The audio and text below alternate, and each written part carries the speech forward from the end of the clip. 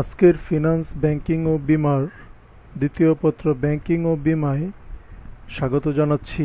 আমি মোহাম্মদ মিজানুর রহমান, প্রভাষক, হিসাব বিজ্ঞান বিভাগ, গুরুদয়াল সরকারি কলেজ, কিশোরগঞ্জ। আশা করি সবাই সুস্থ আছেন, ভালো আছেন এবং নিরাপদে আছেন। আজ আমরা যে বিষয়টি নিয়ে আলোচনা করব তা হলো ব্যাংক ব্যবস্থার সম্পর্কে আমরা প্রাথমিক ধারণা নিব। তো আজকের আলোচনা থেকে বা প্রথম অধ্যায় থেকে আমরা যে বিষয়গুলো সম্পর্কে ধারণা পাব তা হলো ইতিহাস, ব্যাংক ব্যবস্থার ইতিহাস, ব্যাংক ব্যবস্থার গুরুত্ব, ব্যাংকের কার্যাবলী, ব্যাংকের ধরন, বাংলাদেশের ব্যাংকিং ব্যবস্থা, বাংলাদেশের ব্যাংক ব্যবস্থার নিয়ন্ত্রণ বিধান, ব্যাংকার এবং গ্রাহক সম্পর্ক। এই বিষয়গুলো নিয়ে আজ আমাদের প্রথম অধ্যায় গঠিত। প্রথমেই আসি আমরা ব্যাংকের উৎপত্তি ও ইতিহাস নিয়ে। ব্যাংক অর্থ কী? ব্যাংক একটা ইংরেজি শব্দ। এর অর্থ হচ্ছে তীর, তট, কিনারা, টুল বা ধনভাণ্ডার। এই শব্দগুলোর একটা শব্দ ব্যাংক, কিন্তু এটার অনেকগুলো অর্থ হতে পারে। তো সবগুলোরই মোটামুটি একটা কমন ব্যাপার হচ্ছে যে একটা সাইড বা একটা পার্শ্ব যেখানে কোনো কিছু জমা হয়ে থাকে। আচ্ছা, তো ব্যাংকের শব্দটা কিভাবে আসছে সেটা নিয়ে আমরা আলোচনা করি। ব্যাংকি জার্মান শব্দ ছিল, ব্যাংকু, ব্যাংকি থেকে আসলো ব্যাংকু, এটা ইটালীয় শব্দ। আর তারপর এটা পরিবর্তিত হয়েছে ব্যাংক বা ইংরেজি শব্দ। ব্যাংকের কেন উৎপত্তি হলো এটা জানার জন্য আমাদের নিচে তিনটি কারণ দেওয়া আছে। ওই তিনটি কারণ আমরা পড়ব। অতীতে অর্থের নিরাপত্তাহীনতা ছিল, ঋণের আবশ্যকতা ছিল, অর্থ প্রচলনের বাধ্যবাধকতা ছিল। তো সেই জন্যই ব্যাংকের উৎপত্তি হয়। এখন আসি আমরা অর্থের নিরাপত্তাহীনতা কী। অর্থের নিরাপত্তাহীনতা হচ্ছে আমার কাছে যে গচ্ছিত অর্থ আছে তা চুরি হয়ে যাওয়ার ভয়, ডাকাতি হয়ে যাওয়ার ভয়, লুণ্ঠিত হয়ে যাওয়ার ভয় বা হয়ে যাবে, এরকম কিছু হলেই অর্থের নিরাপত্তাহীনতা তৈরি হয়। তো আমি যদি টাকাটা ব্যাংকে রাখতে পারি বা কোনো একটা সেফ জায়গায় রাখতে পারি, তাহলে আমার টাকাটার নিরাপত্তাহীনতা দূর হবে। আর এভাবেই ব্যাংকের প্রয়োজনীয়তা দেখা দেয়।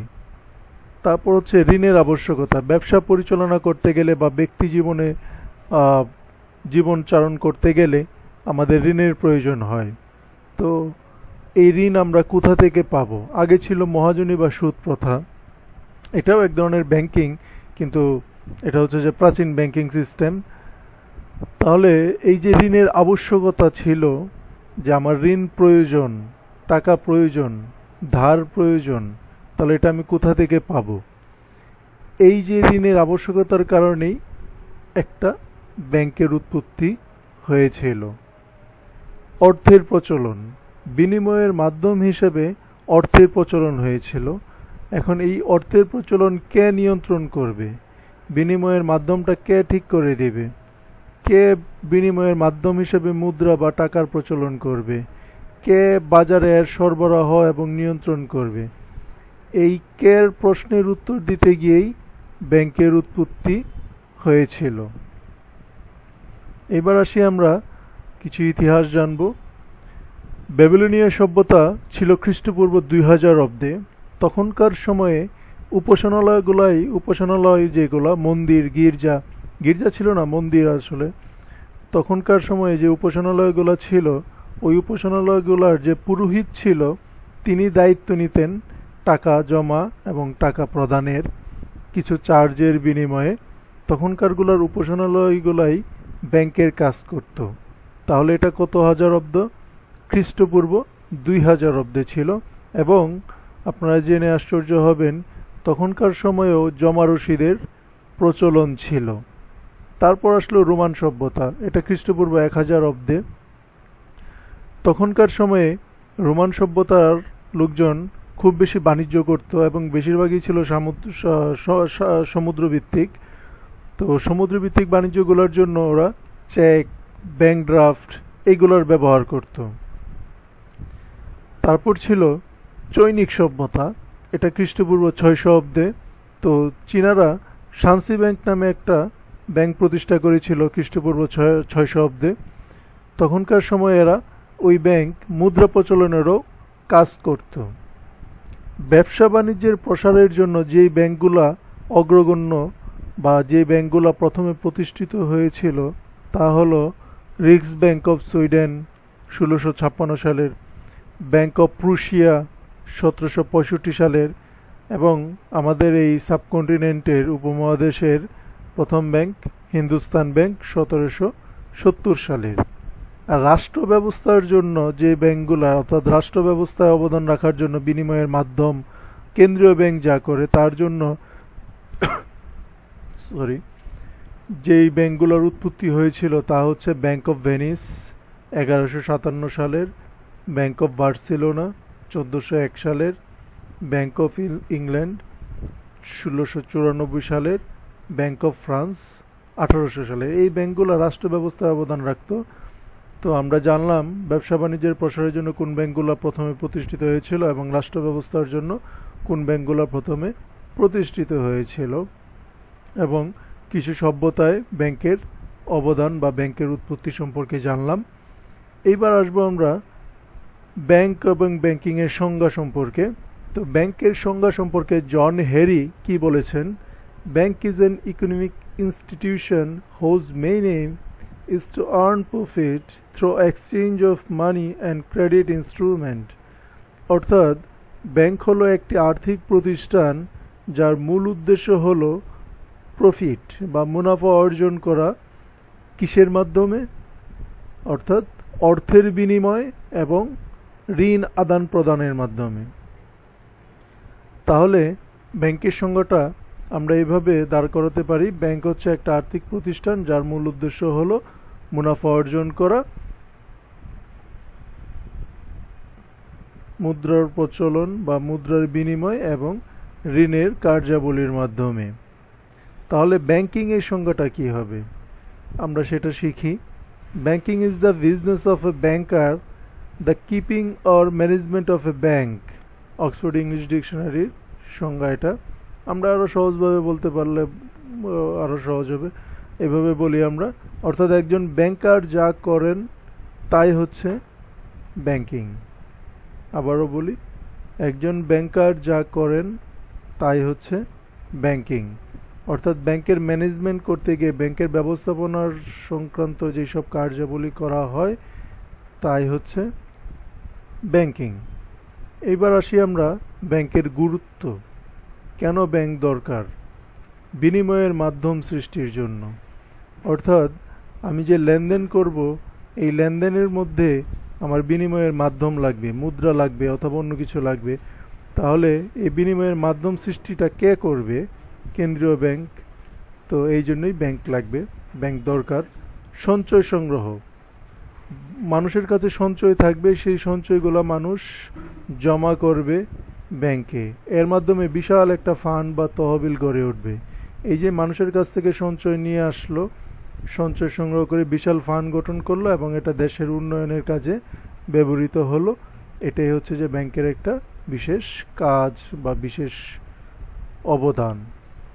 মূলধন গঠন, সঞ্চয়গুলা ব্যাংক বা আমানতগুলা ব্যাংক বিভিন্ন মানুষের মধ্যে বিতরণ করে, বিভিন্ন ব্যবসায়ীর মধ্যে বিতরণ করে। ব্যবসায়ীরা এটাকে মূলধন হিসেবে পরিগণিত করে। আপনারা নিশ্চয়ই অবগত আছেন যে ব্যাংক ঋণ এক ধরনের মূলধন হতে পারে। তো এই হচ্ছে মূলধন গঠনে ব্যাংকের গুরুত্ব। বিনিয়োগ বৃদ্ধি, অর্থাৎ কেউ যদি বিনিয়োগ করতে চায় তাহলে ব্যাংকেতে অবদান রাখে। কৃষি ও শিল্প উন্নয়ন, কৃষিখাতে ব্যাংক ঋণ দিয়ে থাকে, শিল্প খাতে ব্যাংক ঋণ দিয়ে থাকে। এভাবে কৃষি ও শিল্পের বিকাশ ঘটায় ব্যাংক। রাজস্ব বৃদ্ধি, ব্যাংক তার কার্যাবলী পরিচালনার সময় বিভিন্ন ধরনের ট্যাক্স এবং ভ্যাট এগুলা সরকারকে পে করে, তো এর মাধ্যমে সরকারের রাজস্ব বৃদ্ধি পায়। এছাড়া আছে বৈদেশিক বিনিময় পরিচালনা। বৈদেশিক বিনিময়ের ক্ষেত্রে অর্থাৎ আমদানি রপ্তানির ক্ষেত্রে ব্যাংক মুখ্য ভূমিকা পালন করে থাকে। কেন্দ্রীয় ব্যাংক হোক এবং বাণিজ্যিক ব্যাংক হোক, দুজনেই বৈদেশিক বিনিময় পরিচালনায় অংশগ্রহণ করে থাকে। এর মাধ্যমে দেশের বৈদেশিক মুদ্রার আহরণ বেড়ে যায় এবং মুদ্রা সংকলন বেড়ে যায়, সংগ্রহ বেড়ে যায়, যার ফলে দেশের উন্নয়ন ত্বরান্বিত হয়। এবার আমরা জানব ব্যাংকের কিছু কার্যাবলী। আমানত সংগ্রহ করা। ব্যাংকের মূল কাজ হচ্ছে আমানত সংগ্রহ করা এবং ঋণ দেওয়া। তাহলে আমানতটা যার কাছ থেকে সংগ্রহ করে, আবারও বলি, ব্যাংক তার গ্রাহকদের কাছ থেকে আমানত সংগ্রহ করে। মনে রাখবেন, এই যে আমানত, এটা ব্যাংকের জন্য দায়। আবারও বলি, আমানত সংগ্রহ করা হয়, এই আমানত ব্যাংকের জন্য দায়, আর যে জমা করেছে, আমানত দিয়েছে যে গ্রাহক, তার জন্য হচ্ছে সম্পত্তি। আচ্ছা, ঋণ দান করা। আমানত সংগ্রহের পর এই আমানতগুলো বিভিন্ন ব্যবসায়ী এবং ব্যক্তির মধ্যে ঋণ দেওয়া হয়।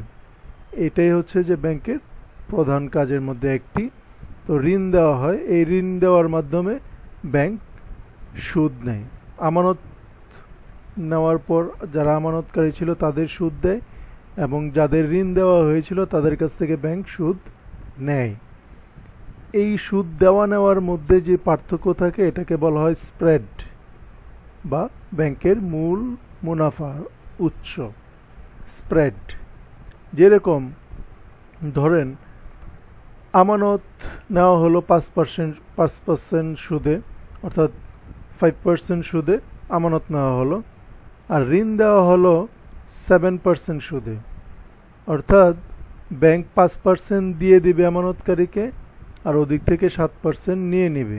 তাহলে ব্যাংকের থাকলো কি? ব্যাংকের থাকলো 2%। এটাকেই বলা হবে স্প্রেড বা ব্যাংকের প্রফিট। এবার আসি মূলধন গঠন।